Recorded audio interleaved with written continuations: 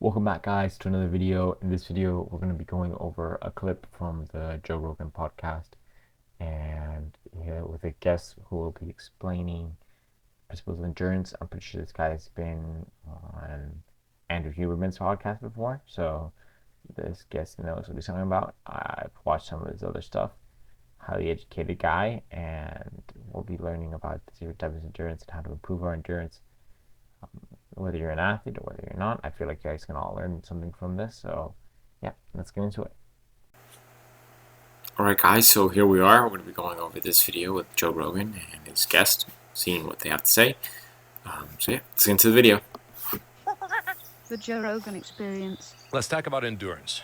So Endurance is very important. there are different aspects to endurance. And so there's cardio, and there is the peripheral endurance in the muscles, muscular endurance. So This guy's first, onto let's something discuss already. how do we develop cardio? Muscular endurance Let's are built discuss how we by develop type endurance in the muscle. 1 muscle fibers. They The healthiest way build endurance in your to muscles. develop your cardio is just steady state exercise. Very Like true. running at a particular speed that's not too fast. That's very simple. That's So- the best way to develop cardio. Very For most best. people, it is. For most people, it is. And so here's what's happening. I recommend What's trying to do happening things that is, don't increase joint The pain, heart is don't stretching. push When you your increase your heart rate up to a certain point, your bones or your the heart ligaments. starts stretching. So typically, and swimming it would stretches be a more. good one. So that increases Bike the stroke riding, volume. it puts a stress pretty on your much you get a bones, bigger and heart. ligaments, and And running that's good. does. So I'd recommend all of those. That works Although running works up great, to especially if you're doing very slow running not quite for long 90% of distance heart of rate. time.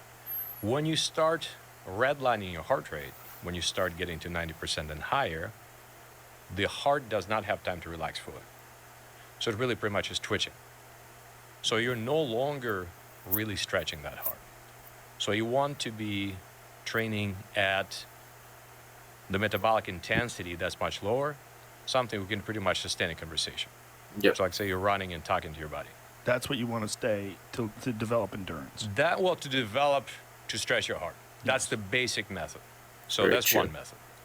So the second method is interval training. And the interval training for the heart was developed by Germans decades ago, and these guidelines still stand. So here's what they figured out. They figured out that we know that these various systems in your body have inertia. So for instance, notice that when you're running hard and you stopped, your heart's still beating hard, and then maybe 10 seconds after, there's a sudden drop right there. So there's that inertia. So the Germans figured out if you get your heart rate up to about 85, 90%, which is, it's hard, but it's still not maximal. And then you switch to walking or jogging, so the heart is still beating, and so there's this extra volume of Very good. blood is moving, and it stretches the heart. So it works really well. Interval So- training isn't necessarily bad, You can use the interval but I method would as well, recommend just but it's sticking it was found it's to a used little more best complicated. after I feel like it's better to just stick to one. after a period of steady state training. Exactly. It's very demanding on the Just body, and it's not. Stay It's focused. just it's on too running. easy to have problems with the heart if you start using it prematurely. Then there's also such a thing as high heart rate under heavy loads. That's also So in this true. particular case, we're talking about dynamic exercises. So what's dynamic exercise? Running, bicycling, Very true, very skiing, true. even All light this. kettlebell swings. That's dynamic exercise. Mhm. When you start doing static exercise, let's say you're trying to do squats, heavy squats, for, to get your cardio, so to say. Yep. That's not the best idea, because that interferes with the blood flow. That it's something called afterload versus That's preload. good for The heart building gets muscle thicker endurance. but instead of the heart gets doesn't give you gets stretched a cardiovascular little bit. endurance. So it's not the optimal way to train the heart.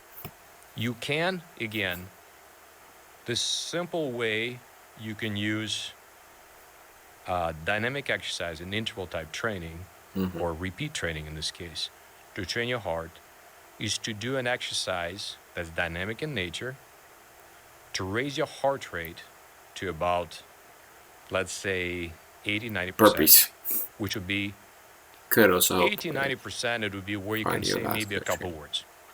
You're not dying yet. You can Right. still answer a question. and then you just walk around, and you do it again. So that's a simple way of doing How much that. time walking around? That depends. That totally depends on who you are. Depends how on fast you how recover. fast your Yeah. heart rate drops back down.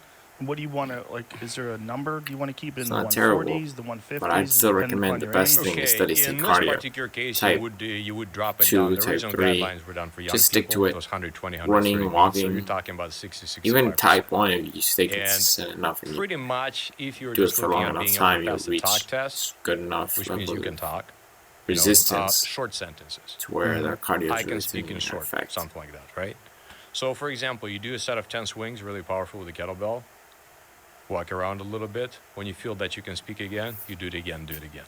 So that's a simple way of doing that. Yeah, but that would But typically put more muscular the endurance than heart is cardiovascular only a very small endurance. part of endurance. So we definitely So need the to do lungs. some cardio for our health, and athletes definitely need to do it for their performance. It's more about, I But, feel like, the stretching of the lungs. What we really need to focus on is need mitochondria. So Mitochondria is also in the muscle cell. big So that's factor. where energy is being converted aerobically, which means efficiently. You need more So- mitochondria. Mitochondria, If you look at if you look at my last video that I the way your recorded muscle with uses recovery, energy, mitochondria, So we'll get there's a this certain energy amount that with live in our cells, converted, about goes 1,500 down. per average person, Eventually, 4,000 for an the elite final, athlete. We want to increase currency, the so amount of to say, mitochondria. is Mitochondria pretty something much called is ATP. complete but it's only function. you only Well, have you it for have seconds. better, healthier So it has person to be you are. reloaded. So we have three main energy systems. And I also We made a have the, video like Star Wars creatine phosphate based system. about mitochondria, Very explaining powerful, all that but it's fun only stuff. can go for I just some highly seconds. recommend you guys go watch There's that. spleen burning. It's pretty cool. We have aerobic system that's not powerful at all, but it's longer lasting. And we have the glycolytic system that's kind of in between that Very dumps true. a lot of acid and other fatigue metabolites in there. That's what you get from carbs. So what we want to do is we want to develop these mitochondria in our muscles. It's easy to do in slow fibers, and But try to do the it's a little more fast involved in fast fibers. I'll tell you how we can do that, but it can be done. So what we're looking for, instead of trying to trash the muscle with acid, we are trying to train in a way that to produce less I acid. like how this guy talks in And emphasis. then only before the competition, I always right talk before the with competition, emphasis couple like weeks this. Maybe you do people a would couple of kind of a smoke think I like say that more important to things. get yourself used to that thing. So the way we develop mitochondria, which means make your muscle Pretty much actually just training, make your muscle eating enduring good food, and not polluting. taking care of your body. In slow fibers, it's simply In moving general, how you build right below mitochondria anaerobic throughout your threshold. body. So anaerobic threshold, Not just muscle cells and it's all your that cells. You need mitochondria. intensity The more mitochondria you have, the at healthier which you are. you- So acid is accumulating just up to a certain point and stays at that steady state, and you can keep disposing Yep. of that Yep. for a while, quite a while. As soon as you go above it, very rapidly, you crash. So running right below the anaerobic threshold is the primary training method for endurance athletes. And how do you know that you ran the threshold? When you fail in the talk test. That's a simple way to do that. And it's very interesting that endurance athletes, even though who are not necessarily well educated, they kind of tend to gravitate toward that intensity. And so what happens is we are producing just small amounts of acid, and the body finally is able to, produce less and less. So that's how we train aerobic. very true. That's how we train mitochondria in slow fibers. For fast fibers, it becomes something more interesting. Got train. Fast motions. Got train like a power the lifter. conditions for God, making he's the talking so slow though. mitochondria This guy's trying not to get his be thoughts able to through handle more traffic very carefully. without producing as much acid is push them just to the edge of acidosis, just to the edge. Do it Acidosis. over and over and over. That's a big word. So Professor Verkhoshansky, back in the 80s, figured out that's the guy who invented plyometrics and so on. Yep. So he That's figured what out, so here's what we increases do. faster muscle fibers. Imagine Like that both you of them are and the mitochondrial count. sprinting. Let's say you're sprinting for 5-7 seconds. Very true. And then you're just walking. And you're sprinting again. And you're just walking. But you're doing that, you're measuring your blood lactate, and it still keeps below the threshold. And you sustain that for, let's say, 40 minutes. So think of this for a second. So you're sprinting very intensely, but you stop before you start burning. You get to the point of just light muscular fatigue, and you do it over and over and over. So if we talk about the coaching terminology, it's repeat training versus interval training. Very. So what is interval training? You already Pardon me, explained. I'll have to take a step to the side. is. So there are 3 types of rest periods between your sets, whether you're running, lifting, whatever. So there's the stress period. Also, try to keep That means that cardiovascular you training will separated have from a harder time muscular to do the same endurance thing, training, since that'll or you will not lead be able to repeat to it, right? That's negative interval results if training. you do them together. There is the supercompensation period, which means if you wait extra long time, you'll perform even better. Like, for example, if you do a set of pull-ups, wait for 15 minutes, you might be able to do more 15 minutes later. And there is the ordinary period, which is that you'll be able to repeat it over and over. So that's, in coaching speak, it's called repeat training. Repeat versus interval. So we're trying to sustain that same level of performance for 40 minutes, let's say. So that's an example of how we Repeat develop training. mitochondria and fast-twitch fibers. And the same thing we can do with kettlebell swings, the same thing you can Pretty do much just training. You can do working it on with a heavy almost bag and everything. so on and so forth. But you have to do it a little quicker.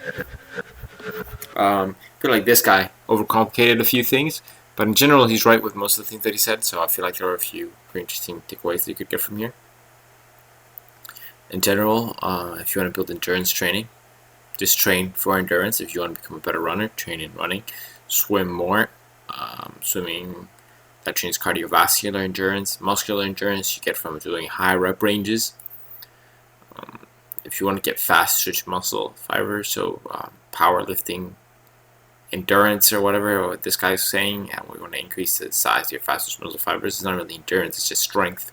In that case, you'd decrease the amount of reps, increase the weight, the intensity of each exercise that you do, and then you'd increase your fast twitch muscle fiber count. But that's pretty much the main summary of what this guy's just saying. He just said it in a really long and more complicated way, and he also explained the difference between interval training and repetitive training or repetition-based training. It's all pretty much the same, very similar, but not very important in general for most people who are beginning to train, and even advanced lifters don't really need to know most of that. Just need to know the basics. So yep, that's pretty much it for today, guys, in this video. Hope you liked it. Comment, like, subscribe, and let me know what you guys are going to see next. And I'll catch you guys on the next one. Bye-bye.